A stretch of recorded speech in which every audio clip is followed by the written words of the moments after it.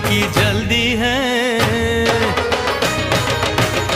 मिलन की जल्दी है, प्रेम की धीमी है रफ्तार। मेरा बस चले तो मैं दूं उसकी छत पे प्लेन उतार, मजे ससुराल के लूं, महीना पूरा वहाँ गुजार, उसे लेकर लौटूं, संग लेकर लौटूं, उसे लेकर लौटूं, मैं जिसका इकलौता हकदार। पूनम हो